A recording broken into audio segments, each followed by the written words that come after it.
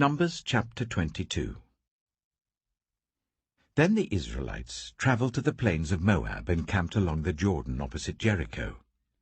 Now Balak, son of Zippor, saw all that Israel had done to the Amorites, and Moab was terrified because there were so many people. Indeed, Moab was filled with dread because of the Israelites.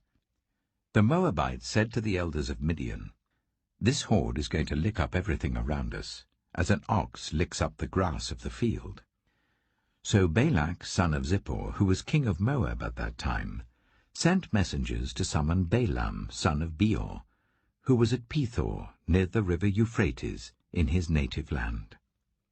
Balak said, "A people has come out of Egypt. They cover the face of the land and have settled next to me. Now come and put a curse on these people, because they are too powerful for me. Perhaps then I will be able to defeat them and drive them out of the land. For I know that whoever you bless is blessed, and whoever you curse is cursed." The elders of Moab and Midian left, taking with them the fee for divination. When they came to Balaam, they told him what Balak had said. "Spend the night here," Balaam said to them, "and I will report back to you with the answer the Lord gives me." So the Moabite officials stayed with him. God came to Balaam and asked, "Who are these men with you?" Balaam said to God, "Balak, son of Zippor, king of Moab, sent me this message. A people that has come out of Egypt covers the face of the land. Now come and put a curse on them for me. Perhaps then I will be able to fight them and drive them away." But God said to Balaam, "Do not go with them. You must not put a curse on those people, because they are blessed." The next morning Balaam got up and said to Balak's officials, "Go back to your own country, for the Lord has refused to let me go with you." So the Moabite officials returned to Balak and said, "Balaam refused to come with us." Then Balak sent other officials more numerous and more distinguished than the first. They came to Balaam and said, "This is what Balak son of Zippor says. Do not let anything keep you from coming to me, because I will reward you handsomely and do whatever you say. Come and put a curse on these people for me." But Balaam answered them, "Even if Balak gave me all the silver and gold in his palace, I could not do anything great or small to go beyond the command of the Lord my God. Now spend the night here so that I can find out what else the Lord will tell me." That night God came to Balaam and said, "Since these men have come to summon you, go with them, but do only what I tell you." Balaam got up in the morning, saddled his donkey, and went with the Moabite officials. But God was very angry when he went, and the angel of the Lord stood in the road to oppose him. Balaam was riding on his donkey, and his 2 servants were with him. When the donkey saw the angel of the Lord standing in the road with a drawn sword in his hand, it turned off the road into a field. Balaam beat it to get it back on the road. Then the angel of the Lord stood in a narrow path through the vineyards with walls on both sides. When the donkey saw the angel of the Lord, it pressed close to the wall, crushing Balaam's foot against it. So he beat the donkey again. Then the angel of the Lord moved on ahead and stood in a narrow place where there was no room to turn, either to the right or to the left. When the donkey saw the angel of the Lord, it lay down under Balaam, and he was angry and beat it with his staff. Then the Lord opened the donkey's mouth, and it said to Balaam, "What have I done to you to make you beat me these 3 times?" Balaam answered the donkey, "You have made a fool of me. If only I had a sword in my hand, I would kill you here and now." The donkey said to Balaam, "Am I not your own donkey, which you have always ridden to this day?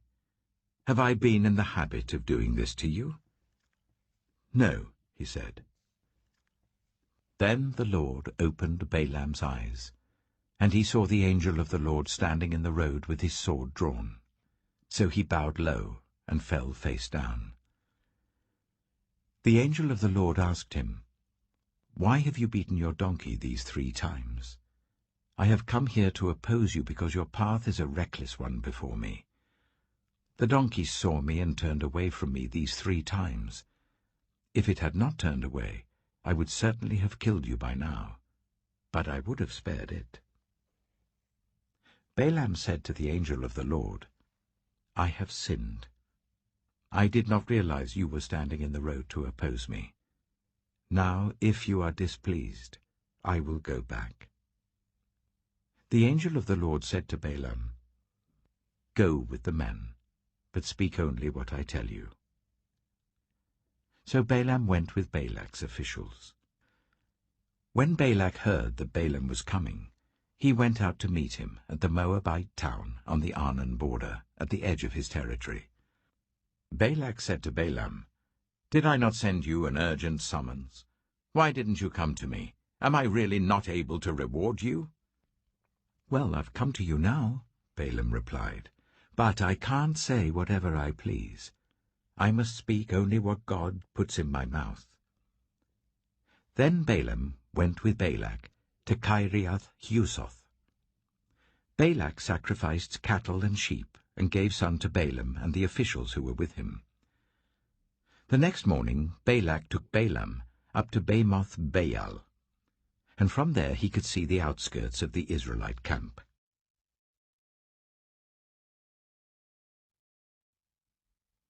Numbers chapter 23.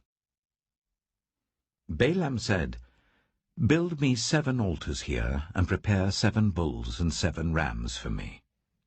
Balak did as Balaam said, and the 2 of them offered a bull and a ram on each altar.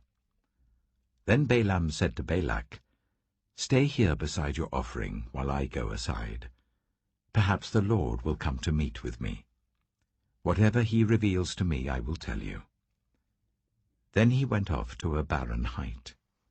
God met with him, and Balaam said, "I have prepared 7 altars, and on each altar I have offered a bull and a ram." The Lord put a word in Balaam's mouth and said, "Go back to Balak and give him this word." So he went back to him and found him standing beside his offering with all the Moabite officials. Then Balaam spoke his message. "Balak brought me from Aram, the king of Moab from the eastern mountains. Come," he said, "curse Jacob for me. Come, denounce Israel." How can I curse those whom God has not cursed? How can I denounce those whom the Lord has not denounced? From the rocky peaks I see them. From the heights I view them. I see people who live apart and do not consider themselves one of the nations. Who can count the dust of Jacob, or number even 1/4 of Israel? Let me die the death of the righteous, and may my final end be like theirs. Balak said to Balaam, "What have you done to me? I brought you to curse my enemies, but you have done nothing but bless them." He answered, "Must I not speak what the Lord puts in my mouth?" Then Balak said to him, "Come with me to another place where you can see them. You will not see them all, but only the outskirts of their camp, and from there curse them for me." So he took him to the field of Zophim on the top of Pisgah, and there he built 7 altars and offered a bull and a ram on each altar. Balaam said to Balak, "Stay here beside your offering, while I meet with him over there." The Lord met with Balaam and put a word in his mouth and said, "Go back to Balak and give him this word." So he went to him and found him standing beside his offering with the Moabite officials. Balak asked him, "What did the Lord say?" Then he spoke his message. "Arise, Balak, and listen. Hear me, son of Zippor. God is not human, that he should lie, not a human being, that he should change his mind. Does he speak and then not act? Does he promise and not fulfill? I have received a command to bless. He has blessed. and I cannot change it. No misfortune is seen in Jacob, no misery observed in Israel. The Lord their God is with them. The shout of the king is among them. God brought them out of Egypt. They have the strength of a wild ox. There is no divination against Jacob, no evil omens against Israel. It will now be said of Jacob and of Israel, see what God has done. The people rise like a lioness. They rouse themselves like a lion that does not rest till it devours its prey and drinks the blood of its victims. Then Balak said to Balaam, neither curse them at all, nor bless them at all. Balaam answered, did I not tell you I must do whatever the Lord says? Then Balak said to Balaam, come, let me take you to another place. Perhaps it will please God to let you curse them for me from there. And Balak took Balaam to the top of Peor, overlooking the wasteland. Balaam said, build me 7 altars here, and prepare 7 bulls and 7 rams for me. Balak did as Balaam had said, and offered a bull and a ram on each altar.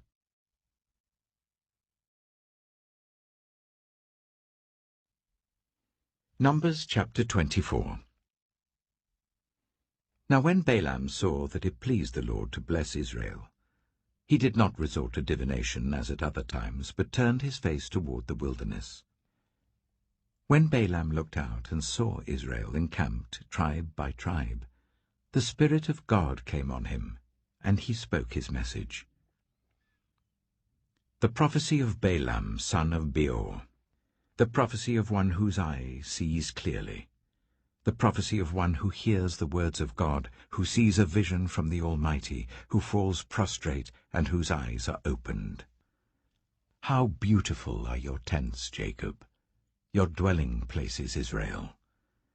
Like valleys they spread out, like gardens beside a river, like aloes planted by the Lord, like cedars beside the waters. Water will flow from their buckets, their seed will have abundant water. Their king will be greater than Agag, their kingdom will be exalted.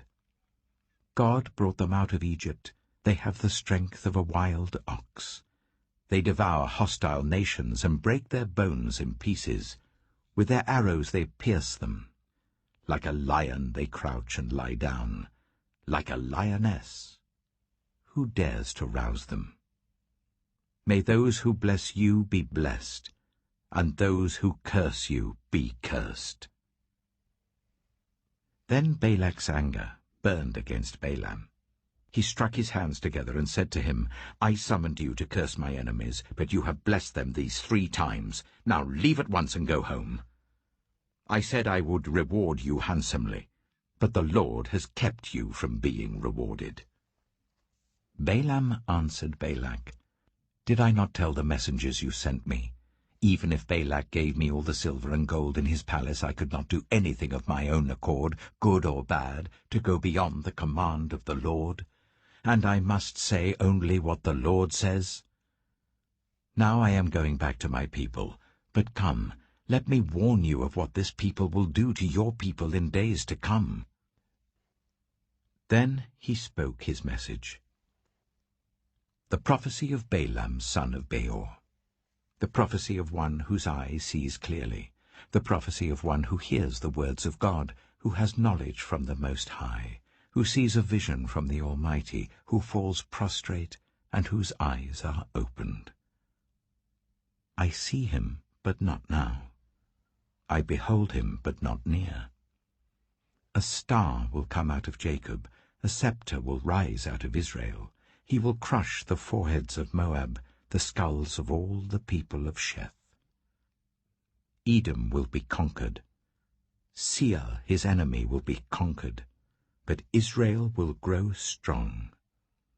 A ruler will come out of Jacob and destroy the survivors of the city. Then Balaam saw Amalek and spoke his message. Amalek was first among the nations, but their end will be utter destruction. Then he saw the Kenites and spoke his message. Your dwelling place is secure, your nest is set in a rock. Yet you Kenites will be destroyed when Ashur takes you captive. Then he spoke his message. Alas, who can live when God does this? Ships will come from the shores of Cyprus. They will subdue Ashur and Eber, but they too will come to ruin. Then Balaam got up and returned home, and Balak went his own way.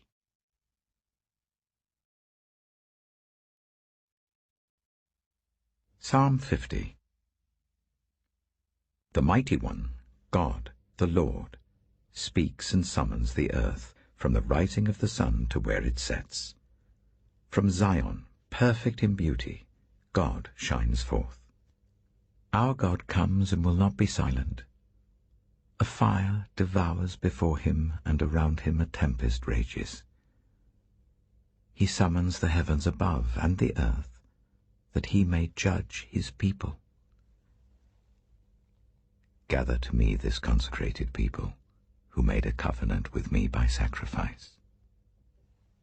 And the heavens proclaim his righteousness, for he is a God of justice. Listen, my people, and I will speak. I will testify against you, Israel. I am God, your God.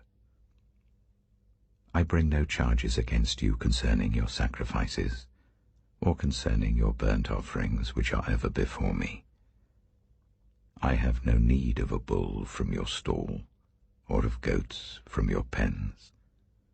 For every animal of the forest is mine, and the cattle on 1,000 hills. I know every bird in the mountains, and the insects in the fields are mine. If I were hungry, I would not tell you, for the world is mine, and all that is in it. Do I eat the flesh of bulls, or drink the blood of goats? Sacrifice thank offerings to God. Fulfill your vows to the Most High, and call on me in the day of trouble. I will deliver you, and you will honor me. But to the wicked person, God says, what right have you to recite my laws or take my covenant on your lips? You hate my instruction and cast my words behind you. When you see a thief, you join with him. You throw in your lot with adulterers. You use your mouth for evil and harness your tongue to deceit. You sit and testify against your brother and slander your own mother's son. When you did these things and I kept silent, you thought I was exactly like you. But now I arraign you and set my accusations before you. Consider this, you who forget God, or I will tear you to pieces with no one to rescue you. Those who sacrifice thank offerings honor me, and to the blameless I will show my salvation.